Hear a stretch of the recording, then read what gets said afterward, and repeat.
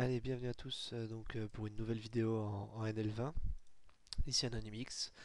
Donc on va jouer 6 tables aujourd'hui en NL20.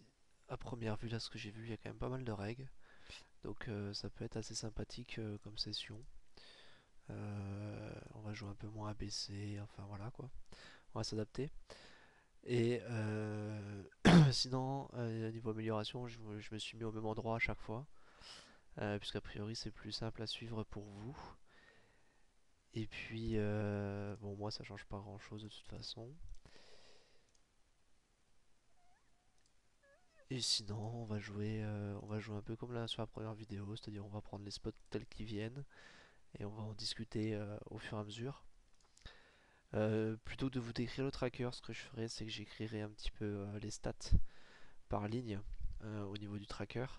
Comme ça évite de perdre du temps dans la vidéo.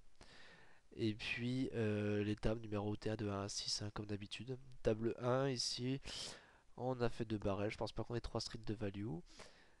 Et ici, table 6, je vais le laisser bluffer puisqu'il reste 1,66€. Donc autant le laisser tout mettre au milieu. Voilà, je vais insta call, pas de problème. Et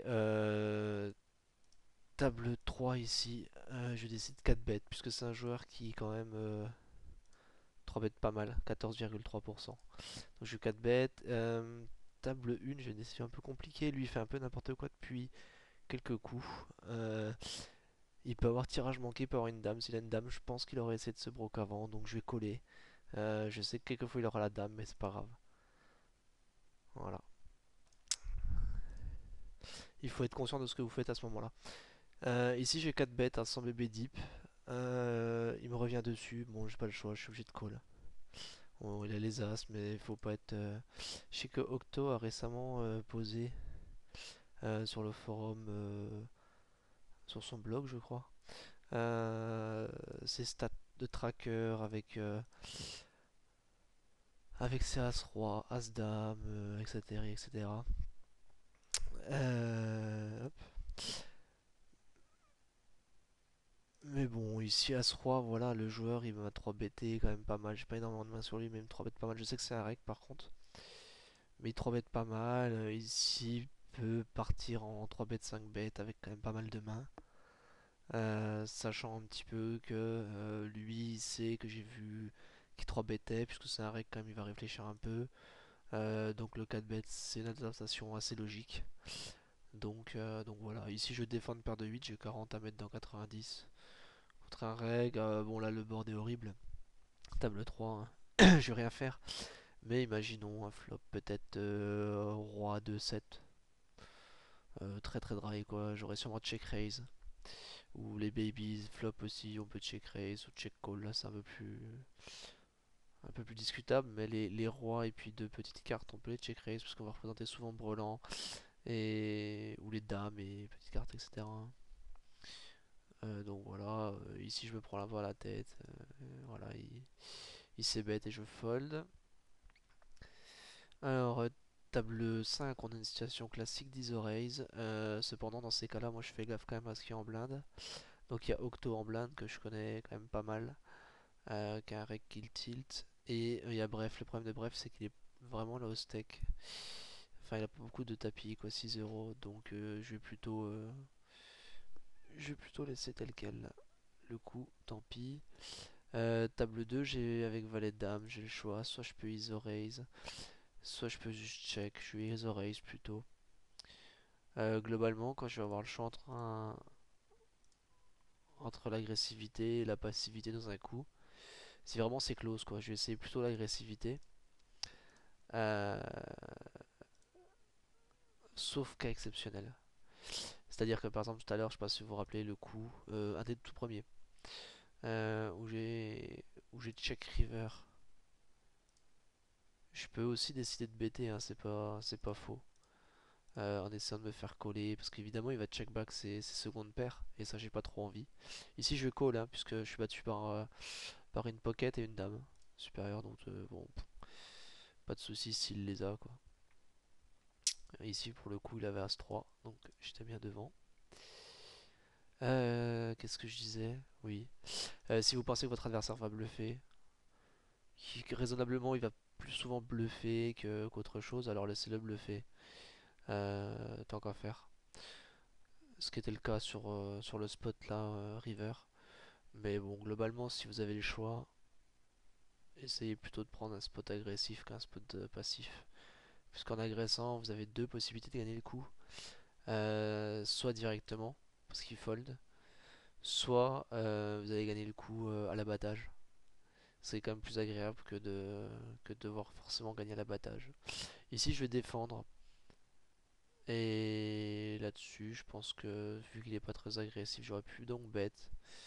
Euh, voilà. Table 1, on va changer la table du coup, parce qu'elle est close. Hop, allez. Ici, je vais check call, j'ai aucune raison de check raise. Je pense pas que je pense pas que ce soit bon de check raise. Et voilà, je vais encore check, on va réfléchir. Ici, là, faut regarder le stack adverse. Donc là, il a quand même 6 des brouettes. Donc on peut bet notre open-ended. S'il avait 3, j'aurais peut-être juste check et jouer mon équité. Et ici, c'est un peu relou. Déjà parce que la carte n'est pas bonne. Ensuite, parce qu'il est pas censé être agressif. Bon, ici, je vais laisser tomber. Il a plein de mains qui me battent et moi, je vois plus grand-chose là. Donc autant laisser tomber. 4 suit, je vais le 3 bêtes de suite. C'est un reg, il fold pas mal sur les 3 bêtes. Donc, euh, donc je préfère jouer de la sorte contre lui. J'aime pas du tout coller. Roi dame, même si on a la position. Suited, j'aurais sûrement call. Mais offsuit, bah, c'est mon top de chez top de mon range de fold. Donc du coup je le 3 bêtes et on verra bien quoi. Et ça passe donc c'est parfait.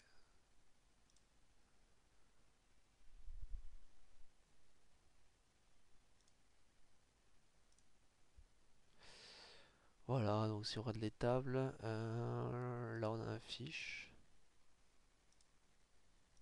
Hop.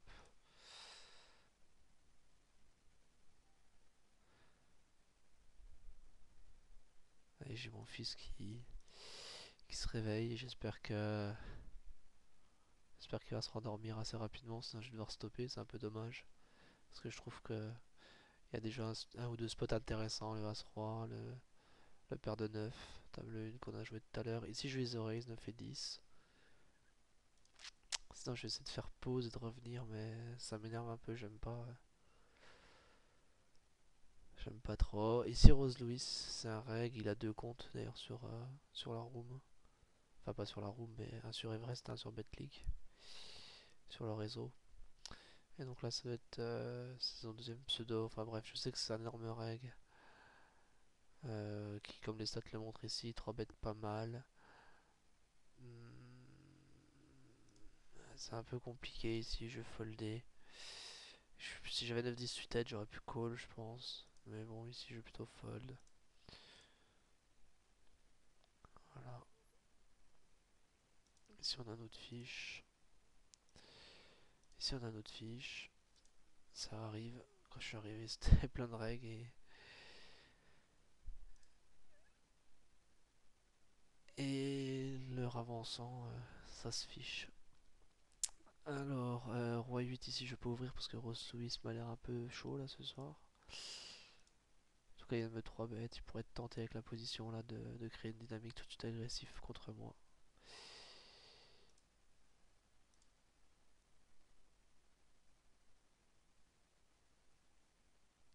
Ici, Roi Valet, je vais l'ouvrir.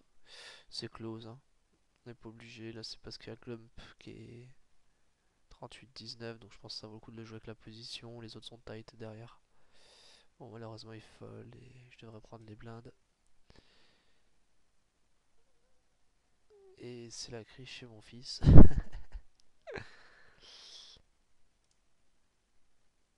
Je vais peut-être essayer de mettre pause, je sais pas, je vais voir ce que je peux faire. Parce qu'en plus, moi je sais pas du tout monter une vidéo. Donc, donc c'est un peu dommage. Euh, Ce serait un peu dommage, là, je suis vraiment en forme aujourd'hui. Pour faire une vidéo, je suis bien motivé. Ici c'est un fiche agressif 150. Donc je vais 3 bêtes broke. Ici valet 9 je vais l'ouvrir. Je vais devoir aller m'occuper de mon fils. Et maintenant que j'ai 3 bêtes de toute façon je vais partir à tapis. Hop, ici je vais folder. Bon il a 5 c'est parfait. On va peut-être toucher son as hein, mais... ou son 5 mais je suis content de toute manière de ma façon d'avoir joué le coup puisque je pense que je lui prends souvent tout. Ici, ici c'est un board complètement dry. Je vais c'est bête à 20 et je vais fold ça, on revient dessus. Voilà, parce que je pense qu'ils vont revenir avec le roi dessus. Et en tout cas lui, hein. Bon, de toute façon, peu importe s'il y en a un qui me revient dessus, je fold, mais même contre lui, c'est ça que je voulais dire quoi. Même contre le mec à 3 là, parce que je vois pas trop, voilà. Je pense qu'il fold haut, je récupère le coup au moins une fois sur deux, alors. Donc voilà. Ici je open les dames. Ici je fold, c'est un short. On peut aussi broke, mais je préfère fold. Ici il me 3 bêtes, c'est un joueur qui 3 bête pas des masses. J'ai pas beaucoup de masse sur lui, par contre j'ai une stat rose, ça veut dire qu'il est un peu foufou. Donc c'est pour ça qu'ici je broke mes dames. Et pas KV max, et s'il me montre mieux, tant mieux pour lui, mais je pense qu'il est capable de broke as dame, as valet, et peut-être paire de 8 plus, quelque chose comme ça. Donc du coup, bah quoi, je suis crush par deux mains, quoi. Donc et tout le reste, je suis très bien, quoi. Donc je me vois mal fold contre un joueur que j'ai noté un peu foufou et qui peut me faire ça du coup avec d'autres mains, quoi. Même si vous voyez, j'avais 0% de 3 bêtes, mais bon, sur 60 mains, quoi, c'est rien, quoi. Il vaut mieux se fier dans ce cas-là au style du joueur qu'on a pu noter post-flop, même si là j'ai pas pris de note sur le coup, je l'ai tagué. Des fois je tag seulement. Je trouve c'est pas mal aussi. Ça permet de... Déjà, vous avez un repère couleur. Ouf, c'est joli ça, table 2. Vous avez un repère couleur, donc vous êtes sûr de tout le temps le voir. Alors que si vous mettez une note, bah vous voyez la note ça serait plutôt là. Donc il va falloir aller chercher la note, bien voir que vous en avez une, etc. La lire. Euh, Vous n'allez pas forcément le faire à chaque fois. Maintenant si vous pouvez avoir les deux, c'est encore mieux, hein. Mais pour moi, je trouve que le tag couleur est presque plus important que la note. À condition d'avoir évidemment un code couleur qui tienne la route. Et assez précis quoi. Mais bon, ça après chacun fait sa sauce. Je vais pas donner de recette magique, il n'y en a pas. C'est voilà, chacun fait comme il veut et comme il le sent.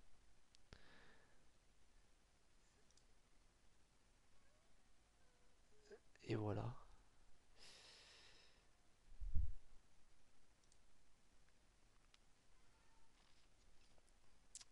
C'est dommage parce que je voulais faire un thème sur cette vidéo. Mais vu que mon fils est en train de faire n'importe quoi, je crois que je vais la stopper maintenant. Et je vais quand même la publier, ça fera un épisode 2. Ça permettra d'améliorer un petit peu la qualité de la vidéo. Déjà dites-moi si la top ça vous va. Et puis ce qu'on va faire, c'est que la prochaine fois, d'ailleurs peut-être que je vais filmer dans un quart d'heure, hein, mais la prochaine fois, ce qu'on fera, c'est qu'on... Attendez, je me mets sit out partout pour aller m'occuper du gamin. Euh, La prochaine fois, ce qu'on fera, c'est qu'on va se donner un plan.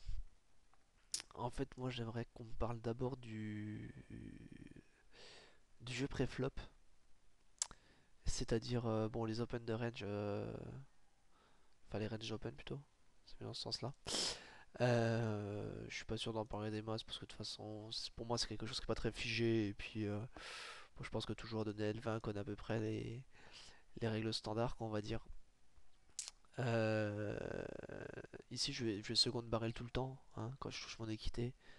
C'est c'est indispensable. Et ici, ça se discute. On peut 3 barres. Enfin, ouais, quoique non, je pense pas qu'on puisse 3 barrels.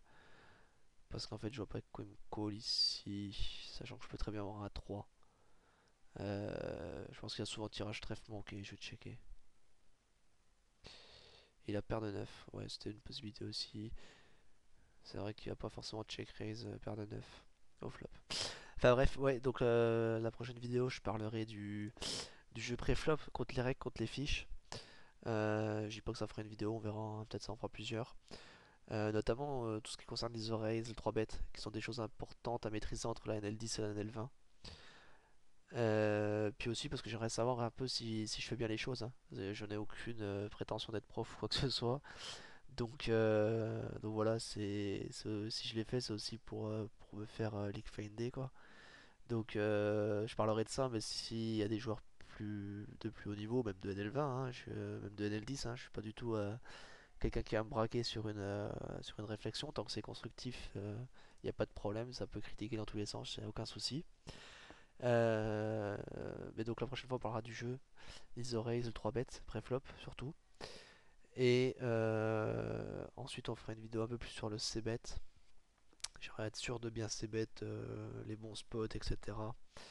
Mais pas que seulement du c-bet, parce que si c'est que du c-bet, c'est de la micro limite. Mais parler aussi du second barrel. C'est-à-dire on aura un plan de jeu. C'est-à-dire on c-bet, mais sur quelle carte on va second barrel, etc. etc. ou pourquoi on c-bet, voilà. Donc je vais vous expliquer un petit peu ma vision du truc. Et j'aimerais voir si c'est cohérent avec ce que vous en pensez, quoi. Ce que vous faites, et on pourra en discuter. Et ensuite, j'aimerais pas trop m'attarder sur le jeu à la turn parce que je trouve que c'est le plus compliqué quasiment. Et je vous expliquerai pourquoi. Ma vision en fait du poker, des coups au poker. Et c'est vachement dû à mon passé, on va dire. Oh, j'ai une paire de rois, on va la jouer table 5.